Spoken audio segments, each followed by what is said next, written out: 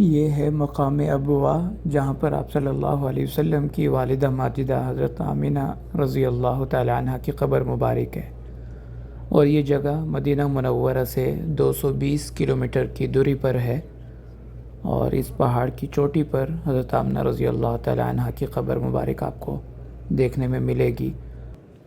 حضرت آمینہ رضی اللہ تعالی عنہ کا وصال 25 سال کی عمر میں ہوا، جبکہ آپ صلی اللہ علیہ وسلم کی عمر مبارک اس وقت 6 سال تھی۔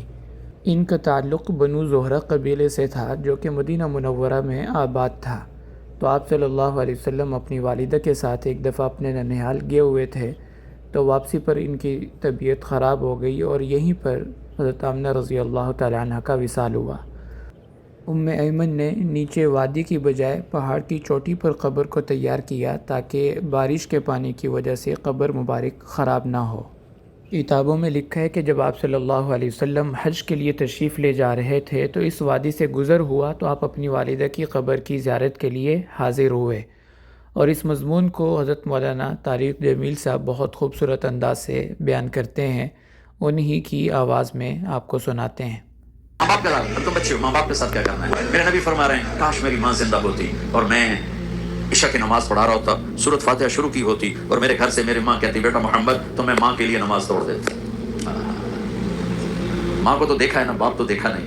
باپ تو ماں کے پیٹ میں تھے، اللہ نے بلا لیا۔ ماں کو 6 سال دیکھا ہے، اور آپ مدینہ سے مکہ آ رہے تھے ماں کے ساتھ۔ راستے میں ایک جگہ تھی ابوا، مدینہ سے 2 دن 2 رات کا فاصلہ ہے۔ میرے نبی کی ماں کی عمر ہے 25 سال، اور کالے پہاڑ ہیں۔ میری زندگی سفروں میں گزری، جس سفر میں میں سب سے زیادہ تڑپا وہ میرے نبی کی والدہ کی قبر کی زیارت تھی۔ میں نے چاروں طرف سر اٹھا کے دیکھا، کالے پہاڑ، اثر ڈھل چکی تھی، سورج پیلا پڑ چکا تھا۔ ویرانہ وحشت، 1400 سال پہلے کیسی ویرانی ہوگی، جب سن 2000 کی بتا رہا ہوں، ایسا ویرانہ کہ دل ڈر رہا تھا۔ ایک گائیڈ کے ذریعے سے ہم پہنچے تھے، اور میں 14 صدی پیچھے دیکھ رہا تھا کہ اچانک حضرت آمنہ کو ہارٹ اٹیک ہوا، اور وہ ایسے بے قرار ہو کر کبھی یوں ہوتی ہیں کبھی یوں ہوتی ہیں۔ میرے نبی کی گھبراہٹ سے آواز نہیں نکل رہی، وہ ماں کو خوفناک آنکھوں سے دیکھ رہے ہیں، ڈری آنکھوں سے دیکھ رہے ہیں، ڈری آنکھوں سے، اور وہ ماں ماں پکارتے ہیں، آواز نہیں، بولا نہیں جا رہا۔ بجھتی شمع بھڑکتی ہے، تو آخری زور لگا کے چند بول بولے، کل حی میت و کل جدید بال۔ بیٹا ہر زندہ نے مرنا ہے، ہر جوانی نے ڈھلنا ہے، پر مجھے لگتا ہے کہ میرا جوانی میں وقت آ گیا ہے۔ وَلَقَدْ وَلَدْتُ طُہْرًا، لیکن میں ایک بچہ چھوڑ کے جا رہی ہوں جو سارے عالم کو پاک کر دے گا۔ اور میری نبی کی والدہ کی آنکھیں بند ہو گئی۔ آپ اتنا تڑپے ہیں وہاں کہ کوئی دلاسا دینے والا کوئی نہیں، کوئی تسلی دینے والا کوئی نہیں۔ ایک نوکرانی تھی ایمن، اس سے کوئی تسلی نہیں مل رہی، اور آپ بے قرار ہو رہے ہیں۔ انہوں نے پتھر جوڑ کے آپ کی قبر بنائی، اور وہ پہاڑ ہے اتنا ہی اونچا جتنا یہ ہے، اتنا ہی اونچا ہے، تو اس سے نیچے اترے ہیں، تو آپ نے ہاتھ چھڑایا اور دوڑ لگائی اور پھر اوپر چڑھ گئے۔ 6 سال کے 6 سال۔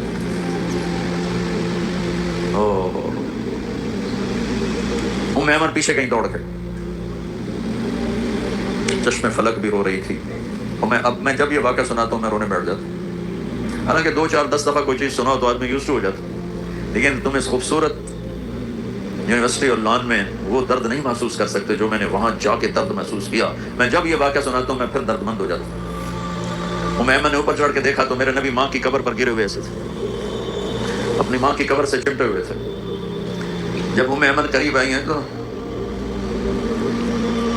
اللہ کے نبی کہہ رہے تھے، ماں جی آپ کو تو پتا تھا آپ کے سوا میرا کوئی نہیں، پھر آپ کہاں چلی گئی؟ آپ کہاں چلی گئی؟ معصوم بچے کو پتہ نہیں ہے کہ موت نے جدائیاں پیدا کی۔ تو ایمن نے کہا بیٹا اٹھو، کہا نہیں میں نہیں جاؤں گا۔ نہ بہن نہ بھائی نہ ماں نہ باپ، کچھ بھی تو نہیں ہے، کدھر جاؤں؟ کہ بس میں نہیں جاؤں گا۔ ایمن نے کھینچا اور چیختے بچے کو اٹھایا اور اونٹنی پہ بٹھایا، اور آگے 2 راتیں 2 دن اس معصوم بچے کا نہ آنسو بند ہوا ہے نہ ہائے بند ہوئی۔ 57 سال کے بعد آپ حج کے لیے نکلے، آپ کی عمر 63 سال تھی، آپ کے ساتھ اس وقت کوئی 40-50 ہزار کا مجمع تھا۔ جب آپ ابوا کے قریب سے گزرے تو اونٹنی کو موڑ لیا اور اندر پہاڑوں میں چلے گئے۔ پیچھے پیچھے سارا مجمع کا منیر عزیز حریص رؤوف رحیم رحمت للعالمین محمد بن عبداللہ بن عبد المطلب بن ہاشم بن عبد مناف بن قصی بن کلاب بن مرہ بن کعب بن لبی بن غالب بن فہر بن مالک بن نضر بن کنانہ بن خزیمہ بن مدرکہ بن الیاس بن مضر بن نزار بن معد بن عدنان بن اود بن حمیصہ بن سلامان بن عوس بن بوز بن قموال بن ابی بن عوام بن ناشد بن حزاب بن بلداس بن یدلاف بن طابخ بن جاہم بن ناحش بن ماخی بن عیفی بن عبخر بن عبید بن الدعاء بن حمدان بن سنبر بن یثربی بن یحزن بن یلحن بن ارعوہ بن عیدی بن ذیشان بن عیسر بن اغنار بن ایہام بن مقصر بن ناحد بن زارع بن سمی بن مزی بن عوض بن عرام بن قیدار بن اسماعیل بن ابراہیم بن آدر بن سرور بن رعوب بن فائد بن عابر بن الفخشاد بن سام بن نوح بن لامک بن متوشال بن ادریس بن یرد بن ملہل بن قینان بن آنوش بن شیس وبن آدم علیہ السلام. اتنے عظیم نبی جن کا نسب آدم علیہ السلام تک محفوظ ہو.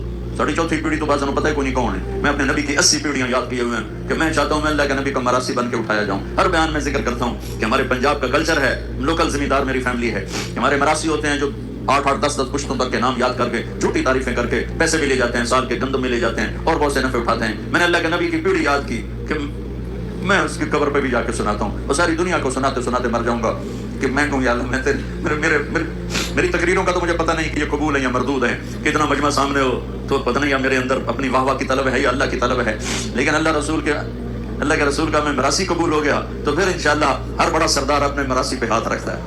تو اگر میرے نبی نے میرے میراث پونے کو قبول کر لیا تو میرا کام بن جائے گا. اتنی بڑی ہستی جس کی پیڑھی آدم تک ہو اور وہ ماں کی قبر پر یوں بیٹھے اور پھر کہا کاش ماں ہوتی تو پھر میں کیا کرتا.